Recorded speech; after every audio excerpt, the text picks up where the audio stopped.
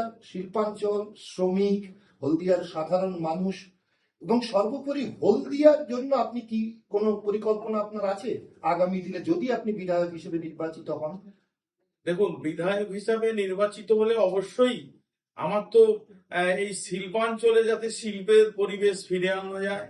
শিল্পাঞ্চলে শ্রমিকরা দীর্ঘদিন সিওটি হচ্ছে না বিভিন্ন কারখানায়, সেই সমস্ত শ্রমিকদের পাশে দাঁড়িয়ে তাদের সিওডি ফয়সালা করা এবং বিভিন্ন কারখানায় মানে অস্থিরতা তৈরি হয়েছে তাকে শান্তিতে ফিরিয়ে আনা এবং এই যে তোলাবাজির রাজ চলছে এই তোলাবাজি রাজটাকে আমরা বন্ধ করব, এটাই আমাদের মূল উদ্দেশ্য। এবং হলদিয়াতে যে সমস্ত কলকারখানা বন্ধ হয়ে গেছে তাকে পুনরায় যাতে চালু করা যায়। শুধু তাই নয়, হলদিয়ায় বহু কারখানা আছে যারা জীর্ণ হয়ে গেছে, বন্ধ হয়ে গেছে, খামাখা তাদের জমিগুলো পড়ে আছে। সেই জমিতে যাতে নতুন নতুন কারখানা মানে আনা যায়, নতুন নতুন শিল্প আনা যায়, সেই প্রচেষ্টা আমার হবে।